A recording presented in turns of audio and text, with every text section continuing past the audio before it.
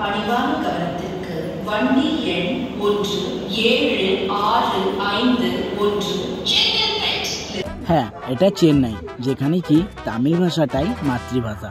But thanks to Indian railway, যেখানে তামিলের সাথেও হিন্দি এবং ইংলিশ তিনটি ভাষাতে অ্যানাউন্সমেন্ট করলো।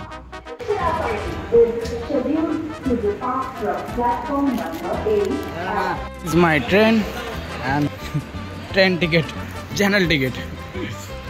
এখন আমি রয়েছি চেন্নাইয়ের একটা রেলওয়ে স্টেশনে, হ্যাঁ এগমোর, চেন্নাইয়ের একটা রেলওয়ে স্টেশন এগমোর, সেখানে আমি রয়েছি। এখান দিয়ে আমার যাত্রা শুরু হবে রামেশ্বরমের জন্য। হ্যাঁ, অনেক দিনের ইচ্ছে প্রায় যে রামেশ্বরম যাবো, 4 ধামের মধ্যে একটা এবং 12 জ্যোতির্লিঙ্গের মধ্যে একটা। চলুন সেই জার্নিটা কেমন হয় আপনাদেরকে দেখাবো, চেষ্টা করব। আর as a bad luck ticket আমি পাইনি, কারণ এই রুটে যত ট্রেন থাকে প্রায় সব ভর্তি থাকে, মানে ফাঁকা থাকে না। আর দেন এখন আমি জার্নালে সফর করছি, বাট এই জার্নালটা এত খারাপ নেই, কারণ একদম পরিষ্কার পরিচ্ছন্ন, দেন ফাঁকা, একদম বলা যায় ফাঁকা। আমি আগেই চলে এসেছি স্টেশনে 1 ঘন্টা আগে, তাই আমি সিট পেয়ে গেছি, বসে বসে আরামসে যাবো। পুরো রাত জার্নি হবে, সকাল 4টের সময়, 4টা নাগাদ আমি পৌঁছে যাবো রামেশ্বরম। চলুন জার্নিটা কেমন হয় আপনাদের সঙ্গে শেয়ার করবো। আজকের পথ হচ্ছে 600 কিলোমিটারে, সেটাই কোনো সমস্যা নেই। সমস্যাটা কি চলো আগে যে ভিডিওতে বলছি। ঠিক 5টা 45-এ ট্রেন আমাদের ছেড়ে দিয়েছে, দেখতে পাচ্ছেন। স্টেশন থেকে অ্যারাইভ হয়ে গেল।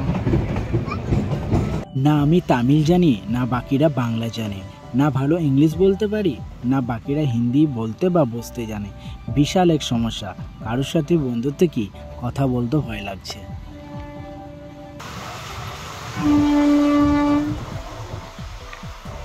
আজকে মনে হচ্ছে কোথাও আরআইসিটিসি চা খেয়ে পরে মনে হচ্ছে যে ওয়াহ চা খেলাম। সিরিয়াসলি চেন্নাইয়ের যে চায়ের কোয়ালিটি ভাই ট্রেনে বিশাল, কিন্তু সত্যি আরআইসিটিসি চা জার্নিটা দিয়ে গেল দারুণ।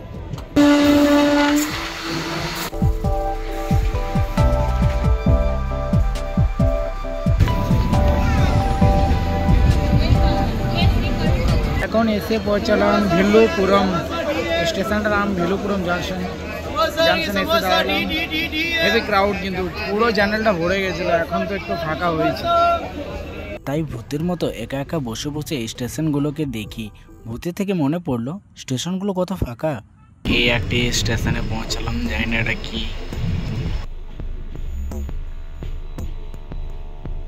একদম ফাঁকা স্টেশনটা। দেখুন মানামাদুরাই, মানামাদুরাই স্টেশনটা নাম।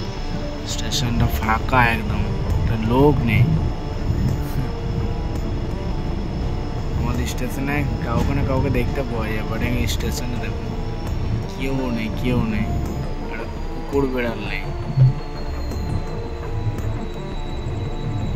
ভাই মানামাদুরাই কেউ নেই, সত্যি তো। স্টেশন এত বড় স্টেশন, একটা মানুষ নেই পুরো স্টেশন।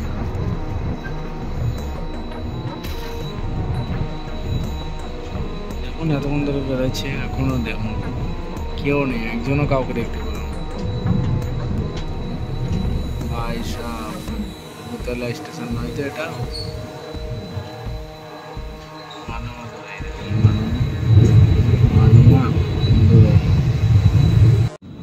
শেষে সিট থেকে দেখে চলে এলাম গেটে। এত বিরক্ত লাগে, এতক্ষণ ধরে বসে আছি, কোমর ধরে গেল, পা ধরে গেল।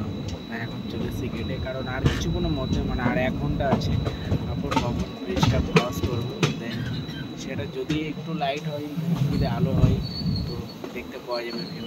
একদিকে বে অফ বেঙ্গল আর এদিকে ইন্ডিয়ান ওশান। সো দেখি 1 ঘন্টারও বাকি। চলে এলাম রামানাথপুরম। এখন বাজছে রাত্রে 3টে, আর আমি রয়েছি রামানাথপুরম রেলওয়ে স্টেশন। ফাঁকা, পুরো রেলওয়ে স্টেশন ফাঁকা, কোথাও কেউ নেই। আমাদের ট্রেন খালি হয়ে গেল, সব ভিড়টা এখানেই ছিল। রামানাথপুরম জায়গার নাম, রেলওয়ে স্টেশন রামানাথপুরম। এরপর মণ্ডপম, তারপরে রামেশ্বরম, তার মাঝে পড়বে আমাদের পাম্বান ব্রিজটা। সেটা ঘুরে নেওয়ার জন্য আমি গেটের সামনে এতক্ষণ ধরে দাঁড়িয়ে, কিন্তু সূর্য মামা তো উঠবে না এত জলদি। দেখাবে কি দেখাবে না, কেমন দেখাবে কি জানি। চলো যাই দেখি। স্টেশনগুলো এদিকে প্রায় ফাঁকা,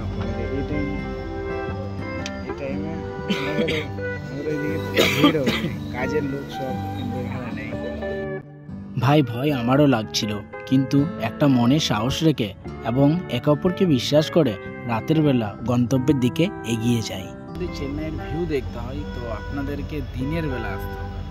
আমি তো রাত্রেবেলায় জার্নি করছি না, তো তাই সেরমভাবে দেখাতে পারলাম না।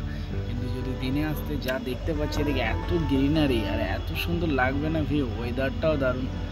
দিনের বেলা যদি জার্নি করছো গুরু তাহলে ভাই চেন্নাই একটা মজাই আলাদা। আমি তো রাত্রেবেলায় জার্নি করছি ভূতের মতো একা একা। কেউ আমার ল্যাঙ্গুয়েজ বোঝে না, আমি কারো ল্যাঙ্গুয়েজ বুঝি না। কি অবস্থা। ঢুকে গেলাম মণ্ডপম রেলওয়ে স্টেশন।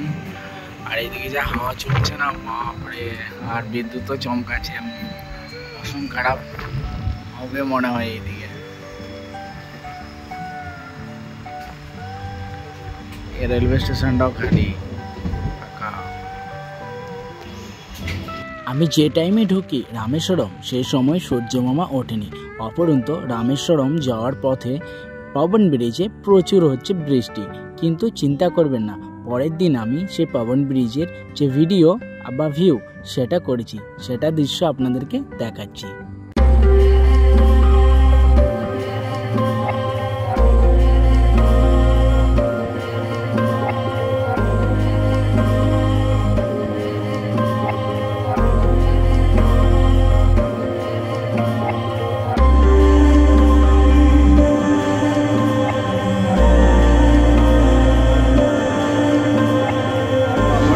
দেখবো যা মৌসুম খারাপ, যে ব্রিজে উঠলাম প্রচণ্ড পরিমাণে বৃষ্টি হচ্ছে, দেখুন ভিজে গেছে সব, প্রচণ্ড পরিমাণে বৃষ্টি, পুরো মেঘ করা আছে।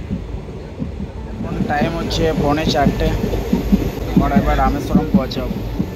ট্রেনটার টাইমিং ঠিক আছে, বাট পবন ব্রিজ যদি দেখতে হয় তাহলে আমি রেকমেন্ড করবো না এই ট্রেনটা, কারণ এটা এমন টাইমে ঢোকা যে পবন ব্রিজ তুমি দেখতেই পারবে না, কারণ সেটা একটা দারুণ ভিউ, অসাধারণ ভিউ।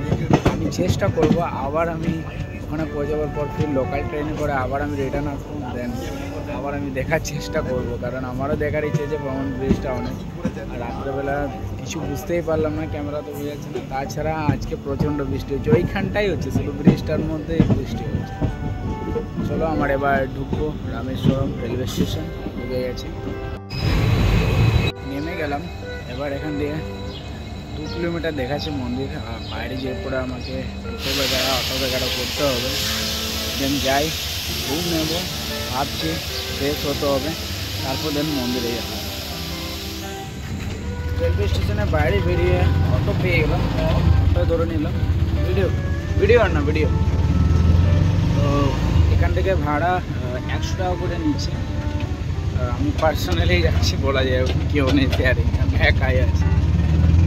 2 কিলোমিটার আসতে নিয়ে নিচ্ছে টাকা 100 টাকা অটোতে। বাপ রে, কিন্তু কেদারনাথের চেয়েও বেশি কস্টলি জায়গা মনে হচ্ছে। ও ভাই সাহ, এটা মনে হচ্ছে ইস্ট গেট, কি জানি। চলে এসেছি রামেশ্বরম। হ্যাঁ, আপনাদেরকে জানিয়ে দিই আমি রামেশ্বরম এসেছি, রুমে নিয়েছি।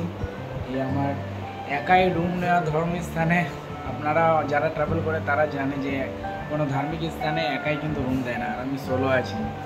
প্রচুর রিকোয়েস্ট করে আমি একটা রুম পেয়েছি, গ্রাউন্ড ফ্লোরে দিয়েছে আমাকে।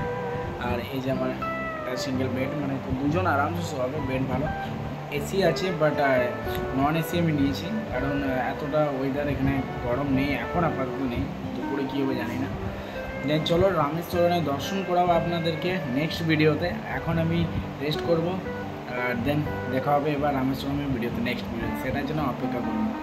বাই।